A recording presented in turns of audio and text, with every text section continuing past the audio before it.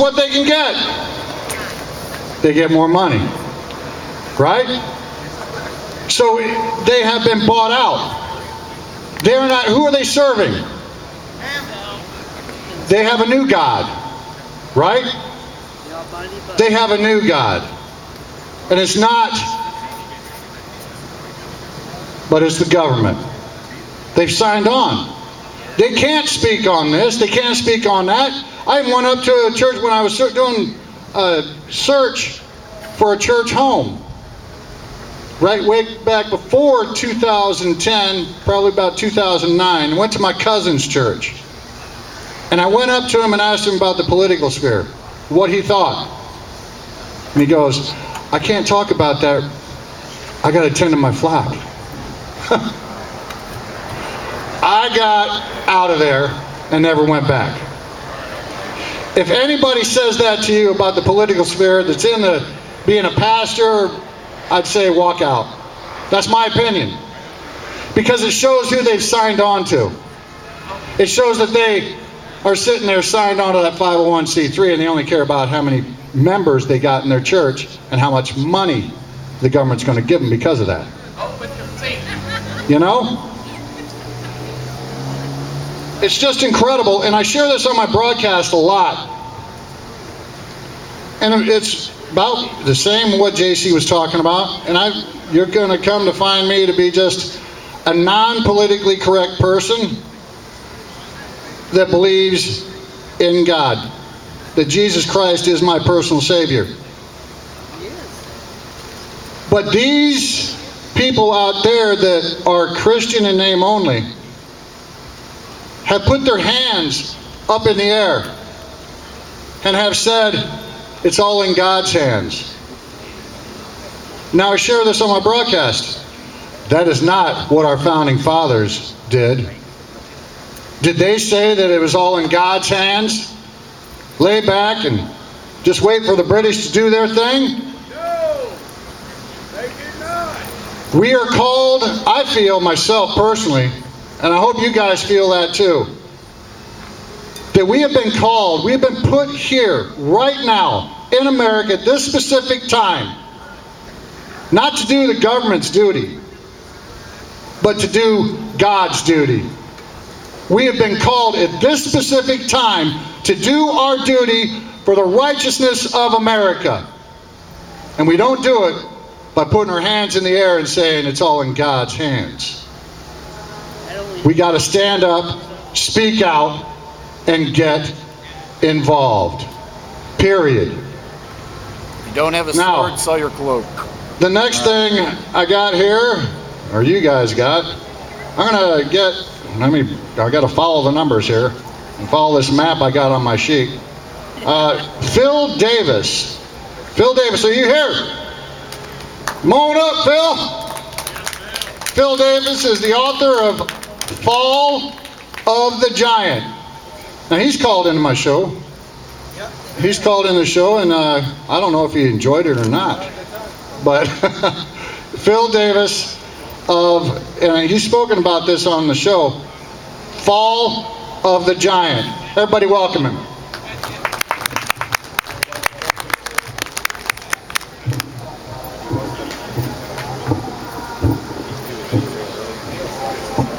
Well, I can almost use the mic where he had it. Not quite. Well, I'm going to talk to you. I'm going to talk to you today about what the media wants you to think is a dirty word. But I've seen this dirty word on some T-shirts around here today. That dirty word's militia. That word is not a dirty word. They want you to think it is. They try to conjure up evil impressions of people who claim that title. They try to make everybody think that you're Bubba running around in the woods with an AK-47 drinking beer and shooting trees. They want you to think that you're a racist, that you hate everybody. That nothing more could be farther from the truth. What is the militia? Ladies and gentlemen, you're the militia. Traditionally, a militia is any able-bodied member of a society, every able-bodied citizen of a society capable of rendering aid to that society. You, ladies and gentlemen, you are the militia. Now, Historically speaking, the Second Amendment of the United States Constitution says that a well-regulated militia is necessary to the security of a free state. Ladies and gentlemen, our freedom's going away. Why? Because the militia doesn't know it's the militia. We're being told that to claim that title, to stand up for what you know is right, is wrong. You have to have the same conviction that the people who signed the Declaration of Independence had. I heard it said earlier, their lives, their fortune, and their sacred honor. They held those three things to be the highest thing possible. You have to claim that as your own, and you have to say, this is my life. This is my fortune. This is my sacred honor. I lay it on the altar of freedom. The people right over there that have oath keepers on their shirt, they've already laid those things on the altar.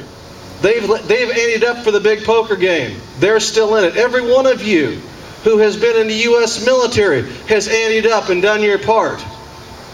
Ladies and gentlemen, I got a question. Does that oath expire? No. Never. No, it does not. I'm a civilian, but I still pledge my life, my fortune, and my sacred honor to the Constitution of the United States. Now, the militia. There's another part of the Second Amendment, well-regulated. Now, the liberals want you to think regulation means restriction. In today's society, regulation does mean restriction, doesn't it? Every time you hear of another regulation about something that you care about, you cringe because you know it's being restricted. I swear. Somebody is in Washington, D.C., and here in the Capitol in Springfield have got a list. What are the things that Phil finds interesting or fun? Let's ban it. Okay? Anybody else feel that same way? Raise your hand if you think that. Everything that you think is right, they say is wrong. That's not what regulation means. According to President Washington, a regulated militia is a well-trained militia, an efficient militia, a militia that knows its role and knows what to do. A well-regulated militia is one that not only has guns, but is proficient with them. Okay? You can have 50 people with weapons, and if they've never been trained, they're more dangerous to themselves than they are to the enemy. However, if you have a well-regulated, a well-trained militia, that is an effective force. Now, historically speaking, what is the role of militia? Yes, of course, they go out and fight. Is that it? No. Anybody think that's it? No. The militia of the colonial times and the militia throughout history has not only fought against tyranny, fought against injustice, fought against the enemies of the United States, they have also been public servants, haven't they? Yes, sir. If there was a fire, did they sit at home, twiddle their thumbs, dial 911 and pray somebody helped? No, they rang the bells. What did the bells do? It summoned the militia. The militia showed up instantly and took care of the problem. On the frontier of this country, ladies and gentlemen, in the 1800s, this was the frontier of this country. The militia in Illinois fought off Indian raids, fought off outlaws. There were no British here. What, the Canadians going to come down and mess with us? No. The militia around here, they fought off Indian raids. If someone was stealing cattle, someone was stealing property, if somebody was raiding your stuff, you contacted the captain of the local militia, and guess what? It got dealt with. That's what we need to do today, ladies and gentlemen. We need to be the people who step up for our fellow citizens. The role of the militia also is in disaster relief. How many of you right here, right now, with what you have in your vehicle or in your person, could help somebody if they're having a medical emergency? How many people here, right now, and I'm not going to ask you to out yourself if you're violating a state law, could defend yourself if we should have some deranged individual go on a mass shooting spree? Well, maybe not too far from here, but yes, I believe I could handle it. By the way, I am following the Illinois law. I am not armed right now. So if any of you are not violating the law, Give me some time to get to my truck. That's all I'm asking. But anybody who is following the law, did anybody, when they walked in here, have that weird sensation of there's something wrong because my holster's empty? Yeah, first time in months I've been unarmed. I did it voluntarily. But anyway, the role of the militia is to be public servants, to be ready at all times. We talk about first responders, and I take my hat off to the police, the firefighters, the EMS people. They put their lives on the line every day for us. However, in reality, are they the first responders? No. No, the first person on that scene is the first responder. You must be well regulated. You must be well trained. You must know what to do. If someone fell, cut themselves bad, tripped over something, and a piece of rebar went through the leg, could anybody else reach into their pocket, pull out an Israeli bandage, take care of it? It's a small thing. Be prepared for anything. The flooding the other night that we had here. Was anybody on the fairgrounds when that flooding happened? No, I wasn't there either. I've got what's called a 3,000 idiots rule. If there's 3,000 idiots in one place, I shouldn't be there. Yeah. But there were people there that were not fire, were not police, but were first responders. People who helped other people. That's what the militia is. You step up, you help your fellow citizen, and you do not let your fellow citizen be abused. Now, once you've understood that, you have to understand that when you take that on, it's a huge responsibility. You don't do it halfway. You don't do it halfway. Combat veterans, when you're in combat, do you ever do it halfway? No, you better not, because you're going to get you or your buddy killed. Guess what? You don't do that out here either. You don't do it halfway. If you are part of the well-regulated militia, you are prepared to help your fellow citizens whether you like them or not. Guess what? If somebody's in serious trouble, I don't care what color their skin is. I don't care whether they voted Democrat or Republican. I'm going to help them. You know why? Because I'm an American. People around the world look to Americans because we've always stood up. Everybody else runs away, we stand up.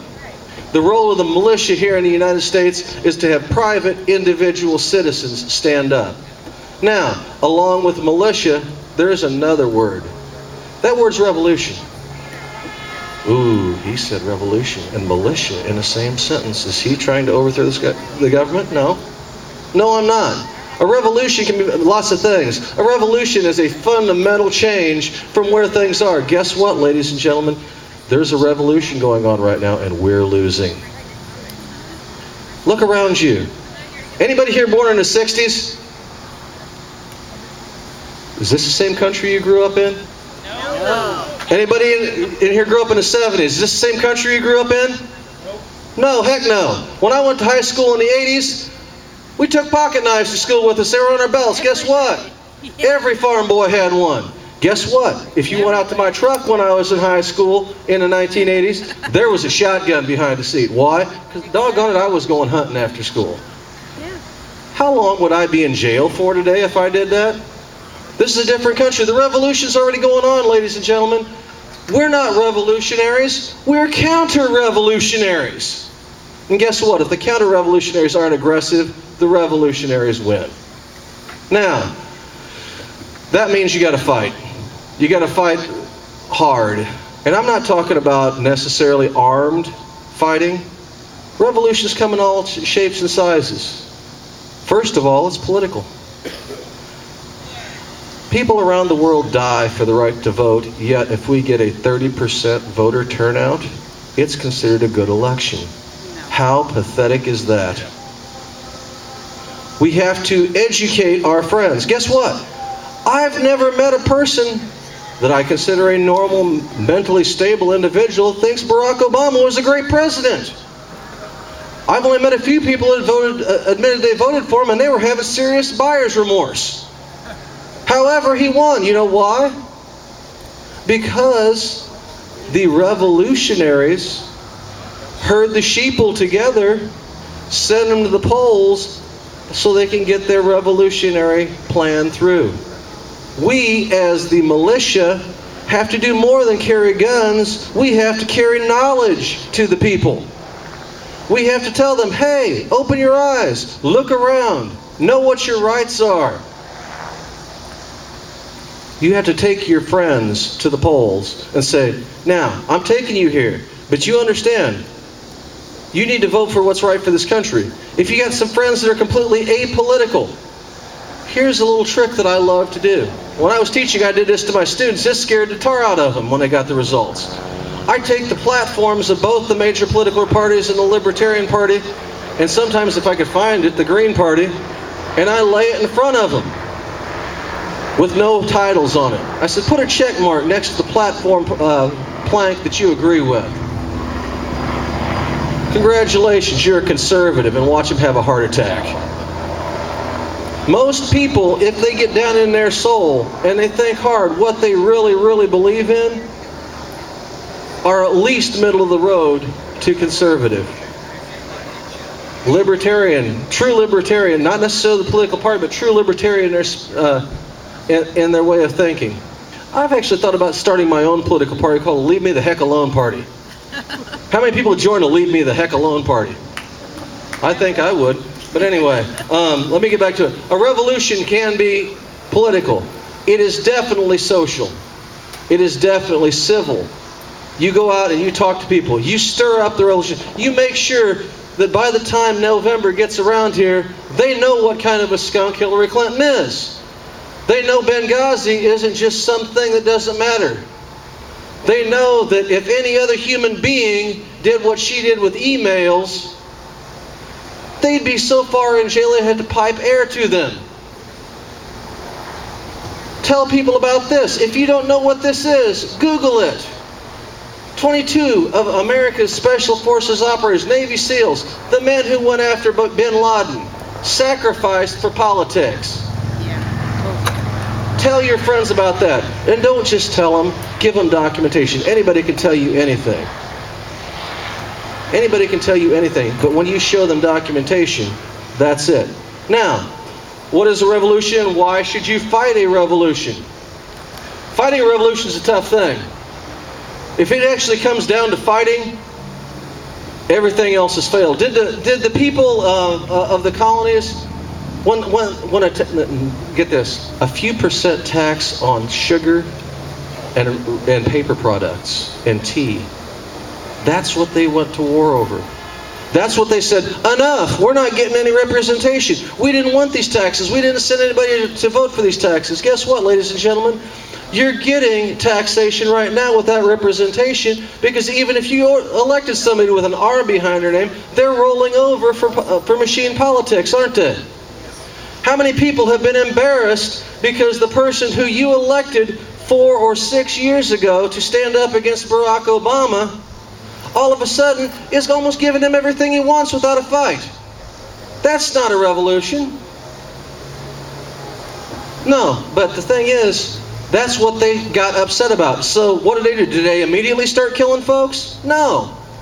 They petitioned for redress of grievances. They were ignored. They protest. They were ignored. They were fired upon. But what really got them to fight? What really got them to fight? At Lexington and Concord that day when the British troops marched out of Boston, were they going there to enforce free health care? Were they there to subsidize abortions? Were they there to implement Common Core? No, they were going there to disarm the militias. They were going there to confiscate the weapons and powder and shot of the militia. Why? An armed, well-regulated militia cannot be oppressed. That's why they always want to disarm you first. And that's why the shot heard around the world was fired. It wasn't for more food stamps. It wasn't for more benefits. It wasn't for free college. It wasn't for anything else like that. It was finally enough American patriots stood up and said, heck no. If there's going to be a war, let it begin here.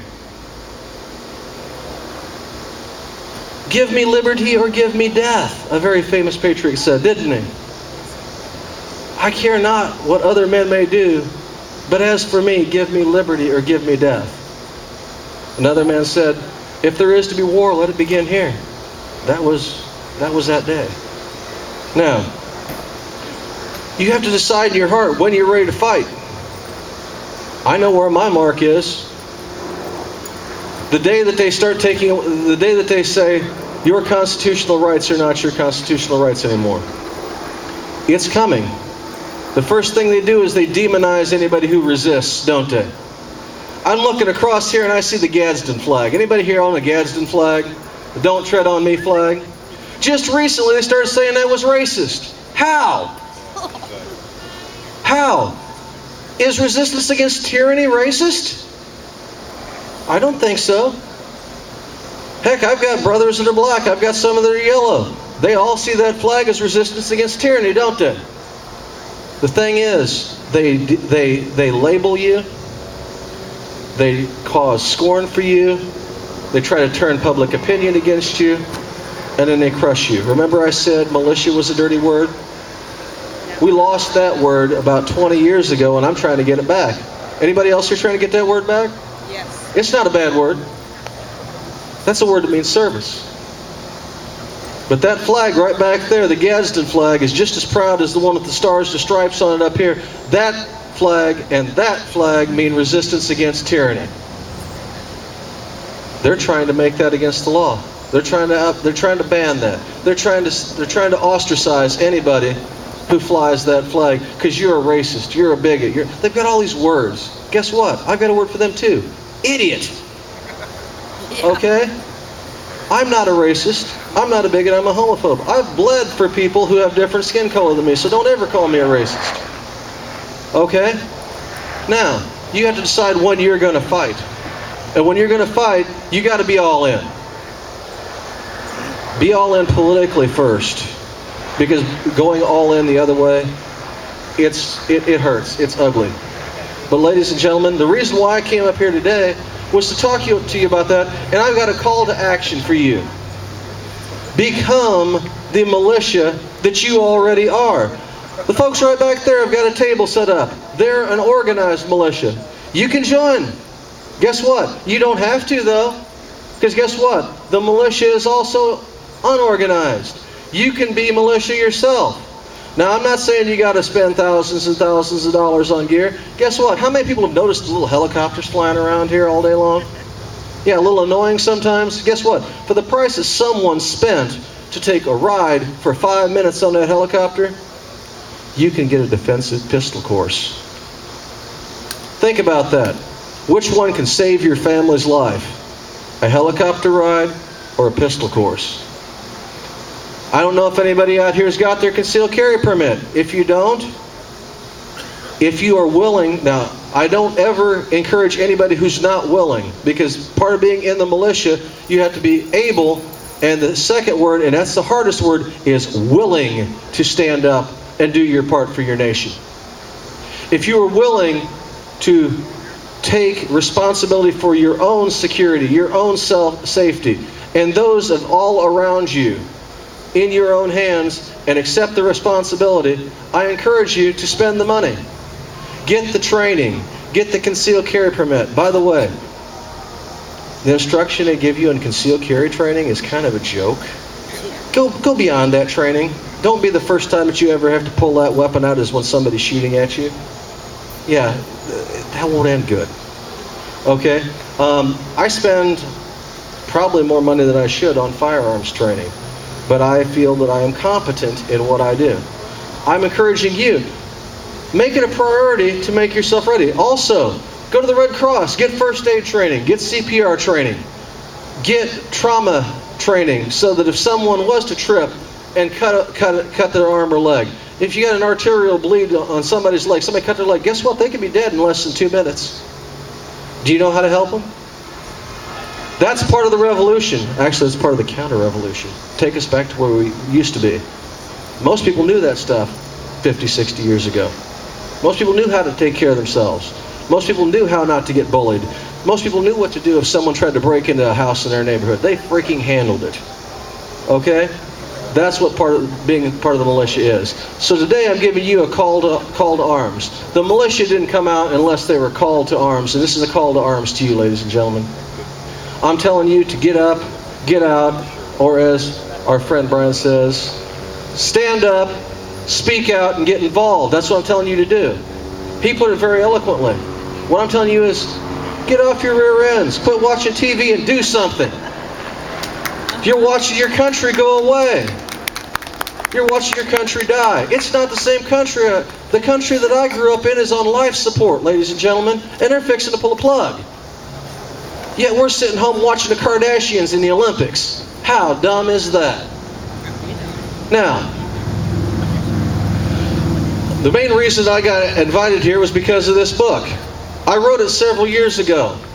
Talk about a changing country.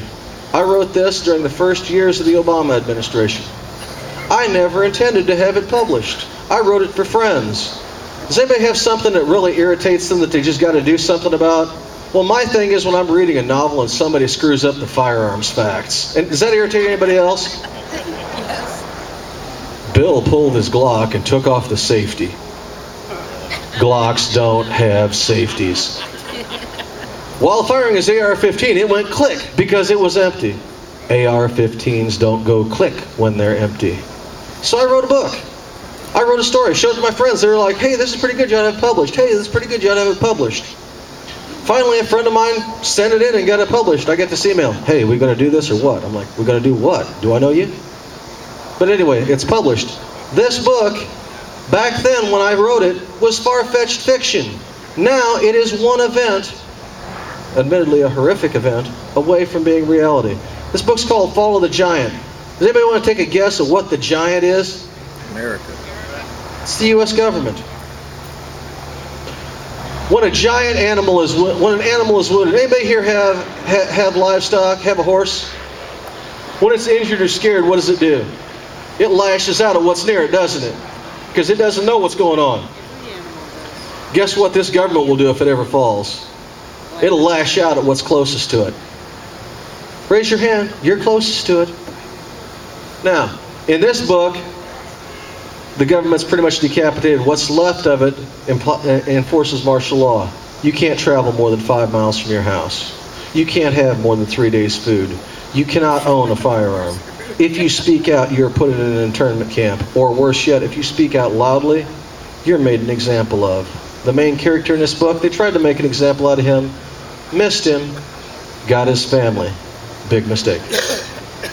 Because he said, screw it, folks, I got nothing left to live for. The funny thing is, there's other people around that think the same way as us. You know, you look around this place today, and you think, there's 50, 60 people that think like me. No, there's thousands of people that think like you. You're just the ones who are able to get off the rear ends and get out here and talk about it. Okay? Spread the word. The guy in this book, he spread the word. Well, he also, he spread copper-coated lead too. But anyway, he starts fighting back. 1 turns to 2. 2 turns to 4. 4 turns to a whole town. Pretty soon, you got a civil war started in Waverly, Illinois, of all places. That's what this book's about. Guess what? There's nothing in this book that any person in this place, if they are well regulated, cannot do. There's no Superman in this book. The good guys bleed. Guess what? In real life, the good guys bleed. However, the person in this book had standards. He had things he was willing to fight for. He had things he was willing to die for, and he had things he was willing to kill for. Do you have those things? If you don't, you need to do some soul searching. So what my final call to action is, thank you for coming out here, but don't make showing up and listening to speakers and good music to be the end of your stand-up, get involved. Go out, do something. Bring your friends in. And, hey, if you got an extra $13, you can feed my ammo addiction. Thank you.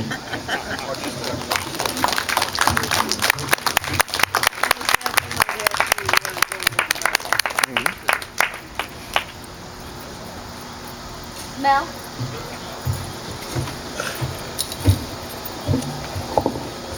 Blue Lives Matter. Blue Lives Matter. One more time. Blue Lives Matter. That's right. Hello, fair people. Come on over. Next speaker is going to be KrisAnne Hall.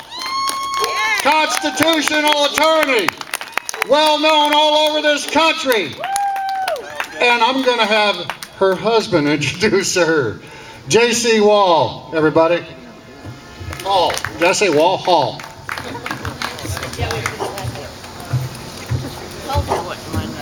I answer to most anything. All right. Some of you probably familiar with KrisAnne. Anybody familiar with KrisAnne already out there? All right. So most of you. KrisAnne is a Army veteran, disabled Army veteran, former Russian linguist. In fact, I taught her Russian. And she was a prosecuting attorney for about a decade. And she also defended First Amendment religious liberty rights for a national law firm. And then I forget what year it was, not too long ago, 2010. Somehow we ended up with a raving leftist as a state attorney in the county we were at in the circuit. KrisAnne was teaching the Constitution to different groups around the county, and he sent her a message that said, "You need to cease and desist your association with right-wing fringe groups and stop your right-wing teaching." After a long discussion, she basically told him, "You did not give me my First Amendment rights, and I will not surrender them to you for a paycheck." So he said, "Turn in your badge, clean out your desk, you're fired." So then we started doing what she was doing and what she was fired for full time. We've been doing it ever since. Initially, I'll share this and I'll get down. Initially, when she was fired, it was a big sort of hubbub in our area. She ended up on the Neil Cavuto show. And then some people around the nation started sending little donations. We got a donation from a family, and the wife wrote a letter, and she said, "The kids got together, we got together, they collected, their change and allowance, and we just want to send it to you. We thank you for the stand you're taking." And they wrote out a check for what they collected. It was something like $135.17. And we sort of got a chuckle out of it, and I looked at her and I said, why would you not round that down or round it up? Who in the world writes a check for $135.17? She said, "Well, that's what they collected." I said, "Okay, I get that." But then we figured it out about a week later. We got the electric bill. Because, by the way, I had planted a new church plant I was pastoring and not taking a salary. She was the only income in the house. When we took that stand, our income went down to zero. The week after receiving that check for $135.17, we got the electric bill for $135.17. And that happened over and has happened over and over and over again. That's one of the reasons why she charges no speaking fees, doesn't charge anybody for reimbursements. We just sell the books, people give donations, and we trust the Lord to get us along. And He has been faithful. And I just say that to say that if you stand for Him, He will stand for you. Ladies and gentlemen, KrisAnne Hall.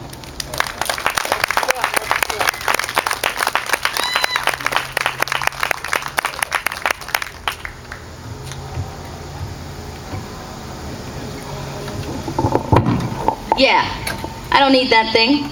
Look at it, it's bigger than me. I am very excited to be up here. It's very exciting to be this tall. I don't ever get to see the world from this perspective. But I'm excited to be here because this is the future of America sitting right here in front of me. The future of America. That's how we need to look at ourselves today. I think sometimes we see what's happening in America. We see what's happening in Washington, D.C. We see what's happening in our state capitals and even in our hometowns, and we sometimes get overwhelmed by what we see. But we got to get out of this mindset about us and realize that it's a bigger thing. It's about the future of America. It's not about us. It's about our children, our grandchildren. It's about our posterity and our obligation to them. That's what our framer said. Life, fortune, sacred honor for ages and millions yet unborn. I think part of how and why we are overwhelmed is because we don't know what to do. I travel all over the country. I do about 265 events in over 22 states every single year. And the most asked question I get is, what can we do? What do we do to turn this around? Wouldn't you like to know what to do? Well, here's the thing. If we had been teaching the Constitution properly for the last 100 years, we'd know exactly what to do, because the solutions to fixing our problems are the exact same solutions that existed in 1789 when we ratified the Constitution. And we have to stop with this mentality of looking for a political messiah. There is no such thing as a political messiah. People are always asking me, who are you going to vote for President of the United States? I said, what difference does it make? Not any pun intended, of course. But you think about it. We need a revolution in America. We need a revolution of the mind. Nothing has to change. We don't need to change the Constitution. We don't need to change America. We don't need to make America something else. We need to change this. We need to change how we think about government. We have to change the way we look at government. We got to change the way we want government to do things. Because we are not a reflection of our government. The government is a reflection of its people. And we keep asking government to do things it's not supposed to do. And the only way this is going to be fixed is not through an election, not through the President of the United States, but through the people. The proper perspective of politics, people, and power. That's the only way this is going to be fixed. How many of you think the federal government is out of control? That's practically unanimous of wherever I go. And I'm not always preaching to groups that are considered conservative. I teach to groups that are even fringe-like liberal. And everybody thinks that the federal government is out of control. Now, they have different reasons why it's out of control, but everybody thinks it is. But everybody is looking for the way to fix it, when the way already exists. But we've been somehow duped into believing that the Constitution is arbitrary, that it's a living, breathing document. And therefore it offers us no hope, no structure, and no stability. And nothing could be further from the truth. The Constitution is built of time-tested, blood-bought principles. Axiomatic principles that have proven themselves to be true for over a millennia. And we need to pick up our principles and make them our policies. Right now, America is ruled by fear and a desire for prosperity. That's how Washington, D.C. works these days. All policies are ruled by fear and the desire for prosperity. But those things are phantoms. You will never feel safe. You can have an arsenal in your home and you will still never feel safe. Somebody asked Mr. Rockefeller, would you tell us, Mr. Rockefeller, when enough money is enough? He said, I don't know, I'll tell you when I get there. Because prosperity is a phantom. You will never have enough. We need to pick up the proper measuring stick. We need to pick up the right standards, the standards that created our constitutional republic, and stop relying on politicians, politics, and false policies. Here's the problem. Americans have lost sight of the standard. Can I ask you a question? I don't want anybody to answer out loud. I just want you to come up with the answers in your own mind for just a few minutes. The First Amendment. We all like to say that the Second Amendment protects the rest, but that's not entirely true. The First Amendment is first on purpose. Because think about this. If you do not have the power to communicate, then it's just you on your front porch with your Mossberg, all alone. But with the power to communicate, you can call forth the militia, you can call forth your neighbors. Not only that, you can expose what the government is doing in violation of our rights, and others will come.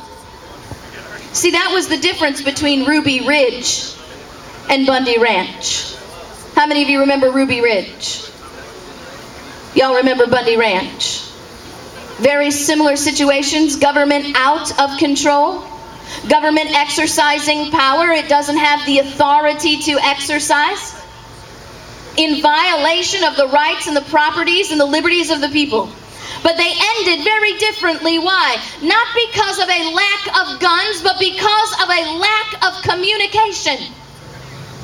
Can you imagine how differently Ruby Ridge would have ended if the entire world could have seen Mrs. Weaver get shot in the back as she was carrying her child into her home? But at Bundy Ranch, everybody had cameras. It was all over the internet. And we got to see federal agents throwing cancer patients to the ground for arguing, unarmed cancer patients. We got to see the federal agents tasing people for simply arguing with them. And that outraged, and I want to tell you, it not only outraged the people of America, it outraged the world. We're fooling ourselves if we don't know that everybody in the world is watching the mayhem in America. Because this is where liberty is birthed. And they don't want it to be where liberty dies. Because if liberty dies here, what is the hope in Haiti? What is the hope in South Africa? What is the hope in Cuba if liberty dies here? The First Amendment was first on purpose because the power to communicate is the power to unite. Thomas Paine said it's not in numbers that we gather our strength, but in unity. And we need to unite under these fundamental, foundational principles. But how in the world are we going to do that if we don't even know what they are? So let me ask you a question. To yourself right now, not out loud. Name all 5 liberties in the First Amendment. There are 5 liberties in the First Amendment. They were put there on purpose. They were first on purpose. We have a Supreme Court justice in Florida who took a poll and asked Floridians that question. Found out that only 2% of the people polled could name all 5. You wonder why we have a government out of control is because Americans don't even know what their rights are. And if you do not know what your rights are, guess what? They're already gone. Because if you don't know what your rights are, you are not exercising them every single day. And if you are not exercising them every single day, then they're gone. You don't have them. And what's even worse, the rights you don't exercise are the rights you lose. And it's the rights that our children will have to pay with their lives to buy back. Is that the future that we want for America? As I sit here and I look out at the future of America, every single person here with the power, with the ability, with the resources to make change. I could not give a flying flip if they shut down the elections in November, and they never happened, because they won't change a thing until we change this.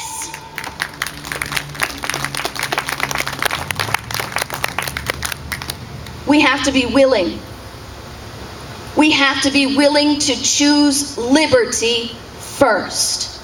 And how will we do that if we do not even know what liberty is? It's important.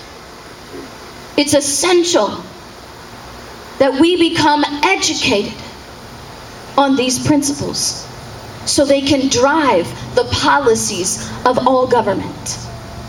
Samuel Adams said, "No people will tamely surrender their liberties, nor be easily subdued when knowledge is diffused and virtue is preserved." He said, "But on the contrary, when the people become universally ignorant and debauched in their manners, they will sink underneath their own weight without the aid of foreign invaders." America is sinking. America is sinking because we have become universally ignorant of our rights. We argue about whether or not we should have the states violating our rights. We say, does the Bill of Rights apply to our states? Really? Is that the argument we need to spend time talking about? Do we actually believe that it's reasonable and that our framers intended for the states to have the authority to rule and reign over our mouths, our minds, and our guns? I'll remind you, Thomas Jefferson said that all men are created equal and endowed by their Creator with certain inalienable rights. And to secure these rights, governments are instituted among men, deriving their just power from the consent of the governed. The only purpose we ever create government is to secure our rights. So why would our framers ever be sitting back and saying, no, it's okay. It's okay for your state to be tyrannical, just make sure the feds are on their spot. Does that make any sense at all? It makes no sense. Because I'll remind you, the next thing Jefferson wrote in the Declaration of Independence was, whenever any form of government becomes destructive of these ends, it is the right of the people to alter or abolish. Can I remind you that on July 4th, 1776, there was no federal government to be speaking about? The only governments that existed on July 4th were the states. I'm trying to impress upon us that the real solution here to be free people is resting in the power of the people to control and limit their states. So then that their states will control and limit the federal government. The federal government is never going to limit itself. That was not the plan. That was not even an expectation. Our federal government is so far out of control. I believe Thomas Jefferson would say it's become as venal and oppressive as the government from which they separated.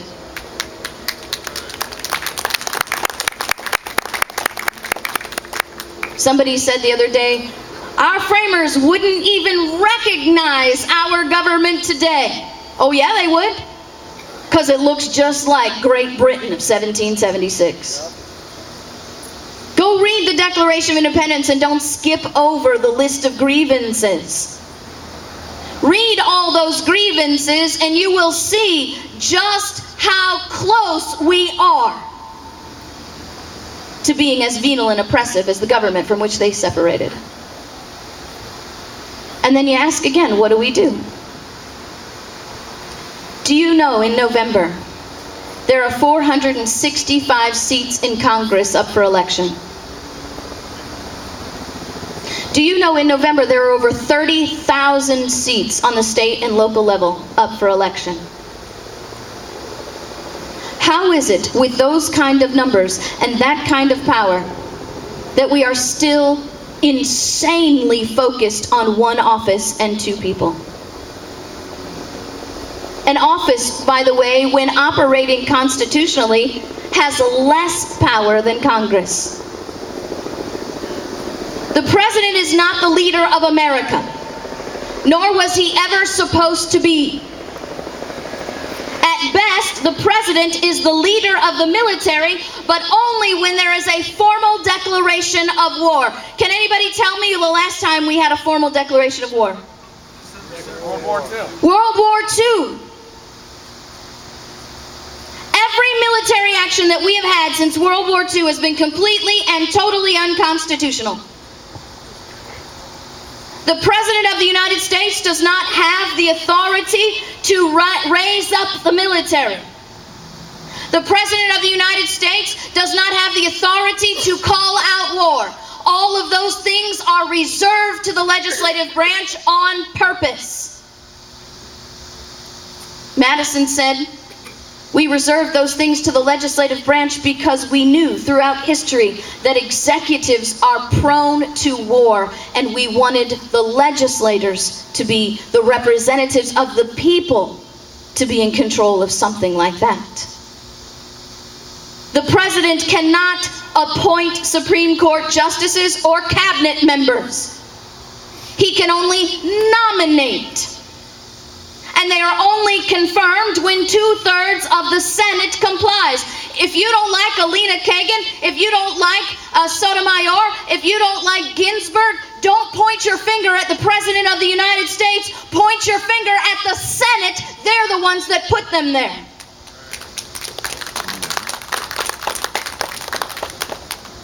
The power of the purse. The most powerful, most important power in government was reserved to the House alone. Article 1, Section 7, Clause 1, dealing with all revenue bills, says they must start with the House. It says the Senate may offer amendments, but may is permissory. So all these little dog and pony shows we see about the Senate shutting down the budget and refusing, it's all gamesmanship, because constitutionally speaking, only the House alone can propose and only the House alone can refuse. That is not my interpretation. That is not my opinion. Those are the exact words of the father of the Constitution, James Madison. So if you disagree with me, it's not me you're disagreeing with, it's the constitutional framers that you're disagreeing with. The President has absolutely no signatory power over a budget whatsoever, and he has no authority to shut down the government. That is all a political ruse to keep the people in fear, to stir drama, to ignite division, and to keep us distracted from the real solutions. Because you see, we have congressmen that are so happy to point fingers at the President, so excited to lay blame on the executive branch. When it comes right down to it, the majority in the House could defund anything that the President's doing tomorrow if they really, really wanted to. So you bring this to your congressman, and what does he say?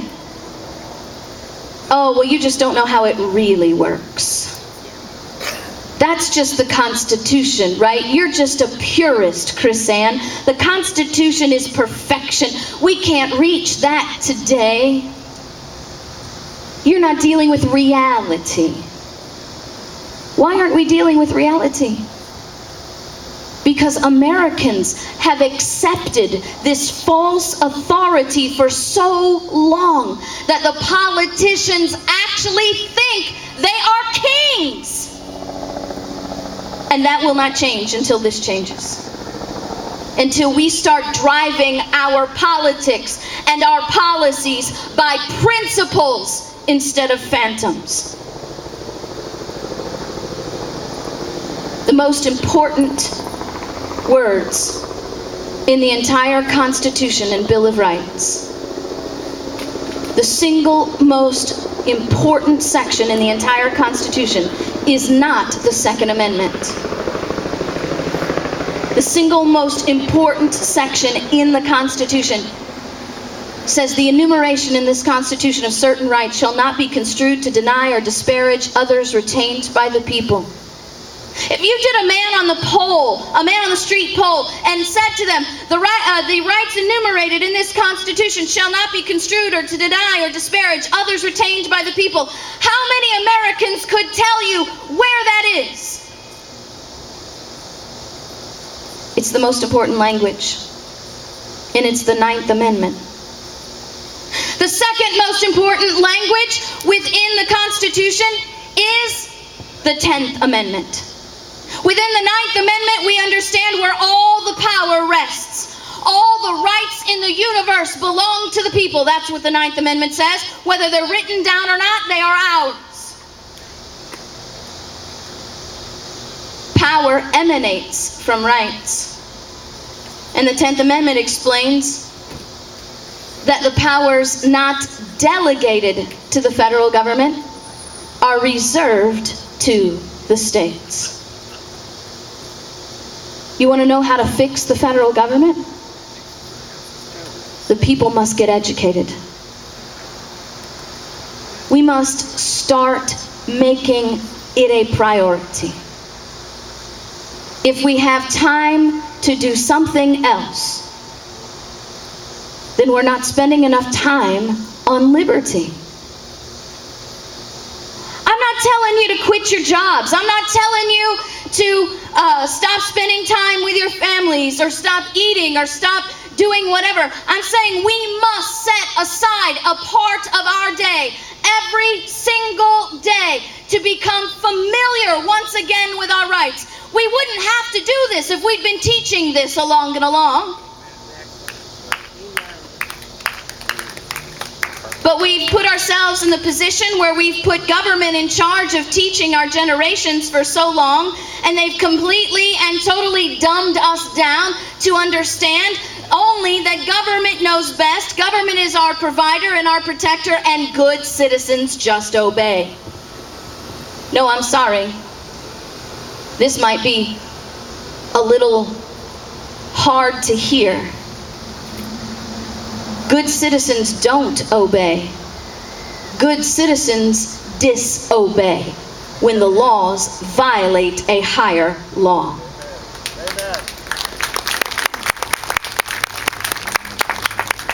But how do we know? How do we know if we don't know the standard? These are the things that we need to do today, each and every one of us. We need to study and know our rights. We need to know that they are rights and not privileges. See, when you have to ask permission or pay a fee to government to exercise a right, it is no longer a right. It is now a permission. It is a privilege conveyed upon you by government. Do you have to pay a fee to have a rally in the town square? Do you have to pay a fee to carry your firearms? Do you have to pay a fee to file your court documents? Your right to due process is a right, not a privilege. Why do you have to pay for it? The moment you have to pay government to exercise a right is the moment that it's gone. Because what is to stop government from making the fee so high you can't pay it? Can I remind you of the Russian communist takeover? The Russians did not come after the people's guns first. They came after the people's guns last, when they were already so morally destitute and so fundamentally oppressed they could not resist. The first thing they took was their land. And then the next thing they did, they imposed a tax on paper and ink so high that you could not purchase paper and ink without a subsidy from the government. And in order for the newspapers to publish the news, they had to have a subsidy from the government. And once the government issued a subsidy, the government then controlled the words. You wonder why the media is under control now, right? Because they believe their privilege to speak comes from government. We have politicians in Washington, D.C. that believe that the First Amendment should only apply to people with bona fide credentials. That was a speech by Dianne Feinstein on the House floor.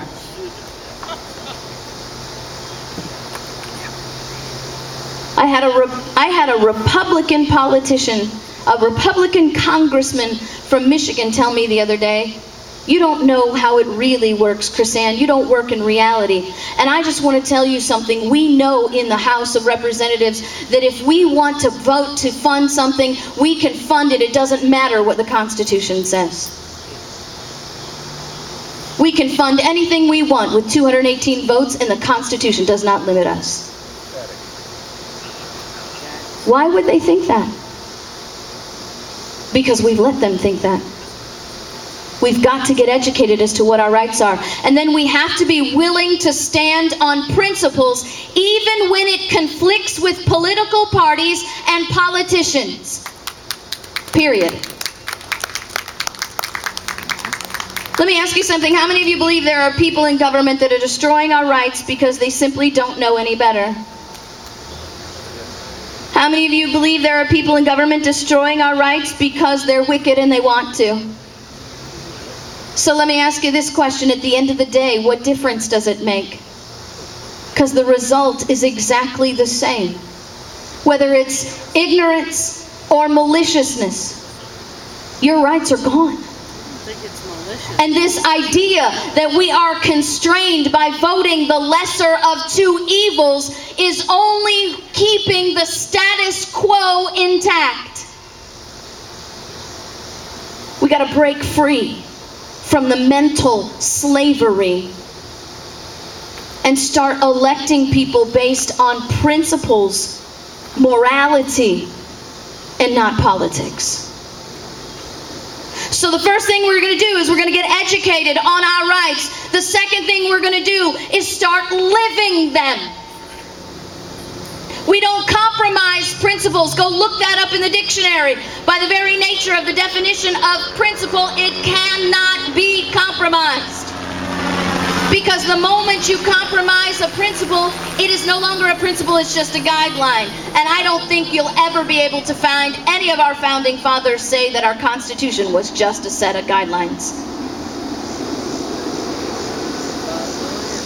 We've got to live liberty first. Liberty over security.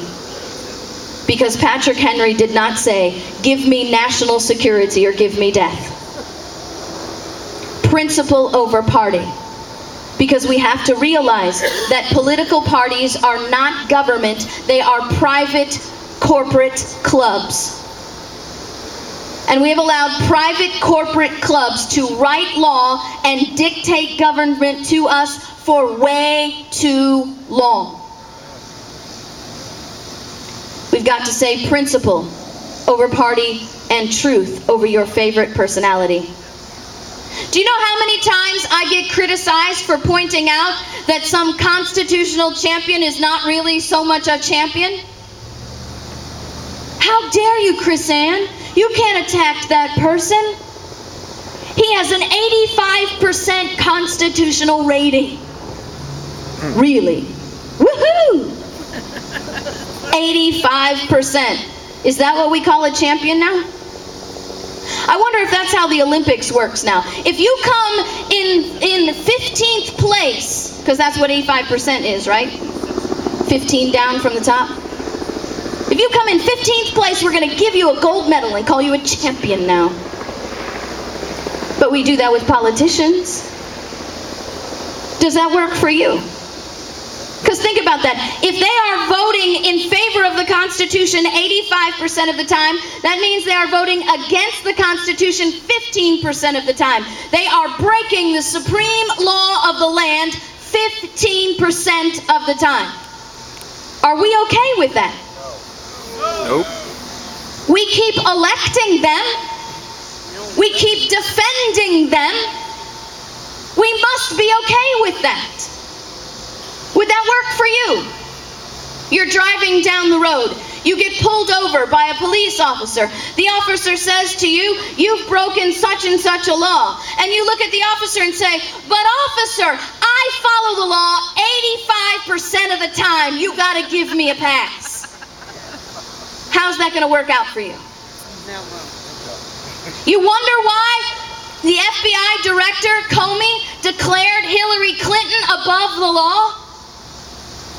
Because every single one of them in Washington, D.C. has already established themselves ourselves as above the law, above the supreme law of the land. So what are our little laws? And who are we? But just people that fund their campaigns, points that get them reelected. Why?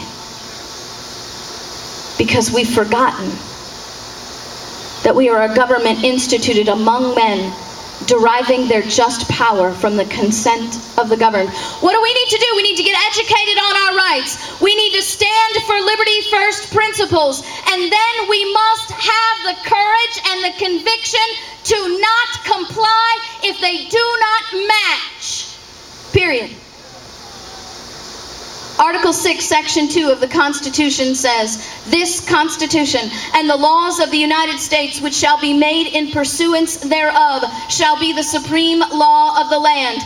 Every law that Congress makes is not the law of the land. Just because they voted into law does not make it law. It must be in compliance with the Constitution first. If it is not in compliance with the Constitution, even Alexander Hamilton said in Federal 78, it is no law at all. If we don't know the standards, if we don't know the principles, how are we going to have the courage and the perseverance to stand up in the face of the government and say, that is no law at all, and I will not comply? You see, these are the things that we must do. Because we are not a reflection of our government. The government is a reflection of its people. And the people keep reflecting the wrong things. We need to stand up and say, we will not comply with national health care because it is not consistent with the Constitution, and therefore it is no law at all. We will not comply with the EPA because the EPA is not consistent with the Constitution, and therefore it is no law at all. We will not comply with the ATF. We will not comply with the Bureau of Land Management. We will not comply with the Department of Energy. We will not comply with the Department of Education. We will not comply with the Department of Interior. We will not comply with HHS. We will not comply with any of it because they are all inconsistent with the Constitution and they are no law at all. Amen.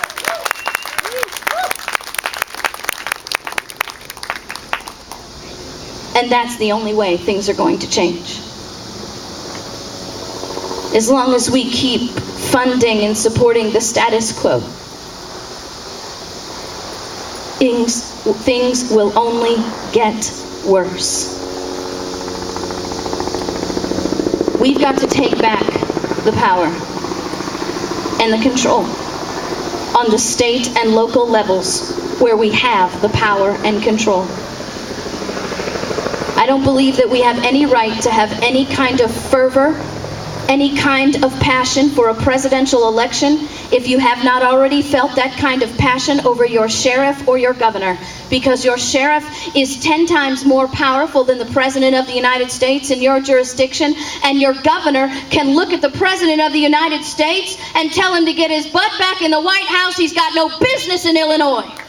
Woo!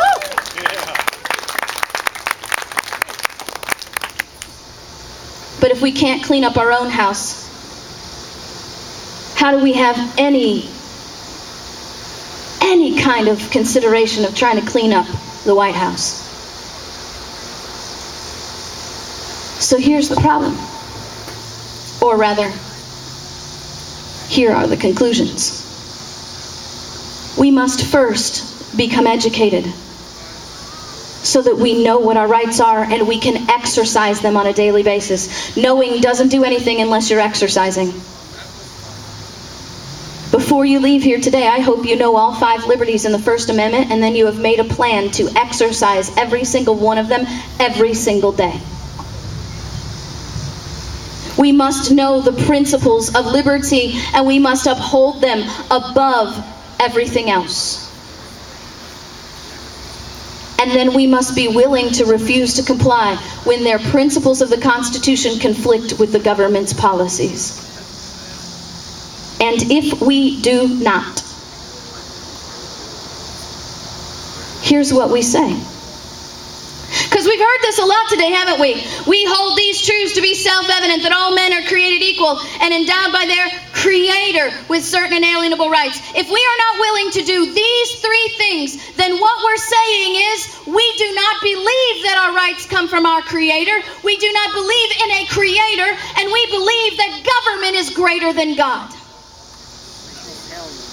If we are not willing to do these three things, then what we are admitting today is that we are comfortable being subjects in a federal kingdom, that we do not live in independent sovereign states, but occupy colonies, and we're okay with the fact that our children will be enslaved. And if we do not do these three things, then I hope that the words of Thomas Paine ring in our ears like the raven evermore.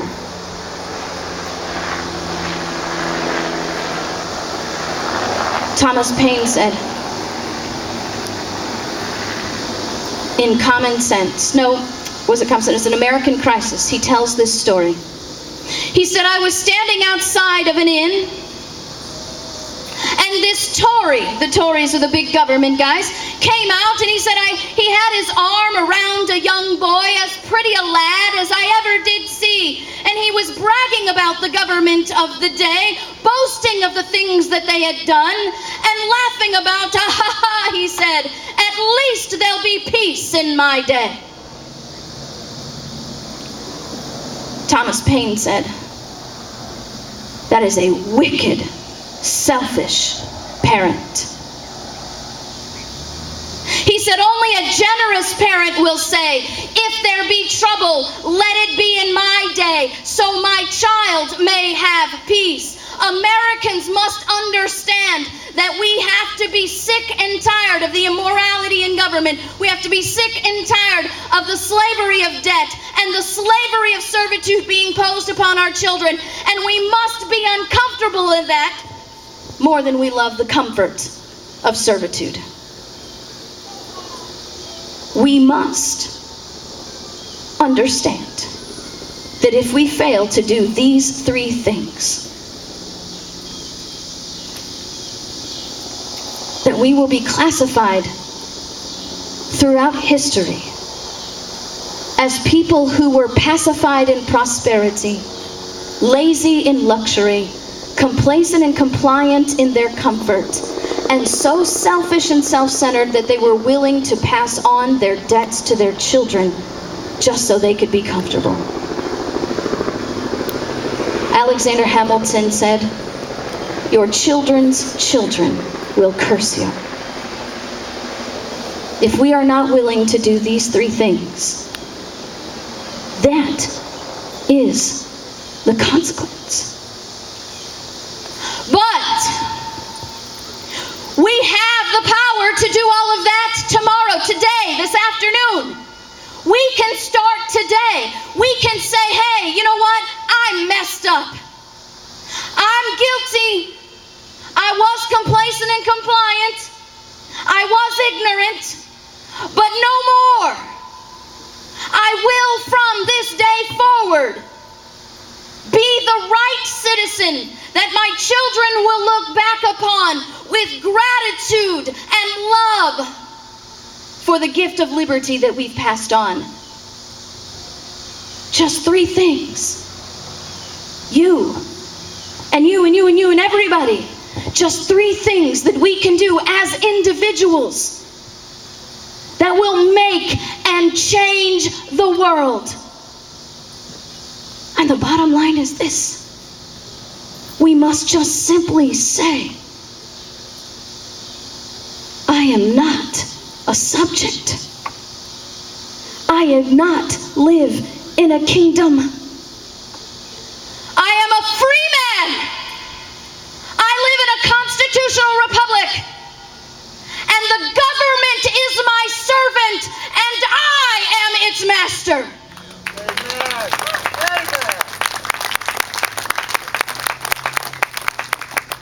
and then the revolution of the mind will begin.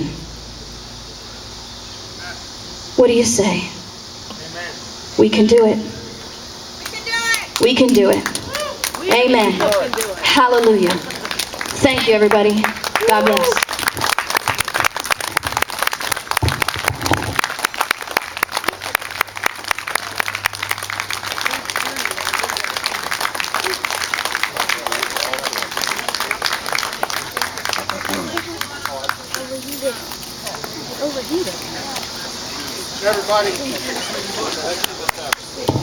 Everybody, KrisAnne Hall.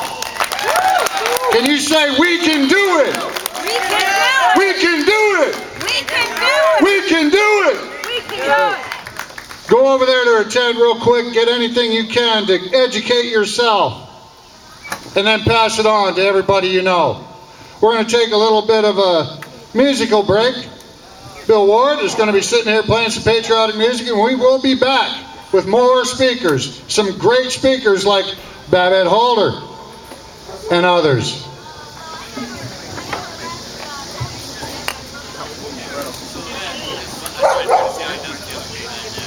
Yeah, for another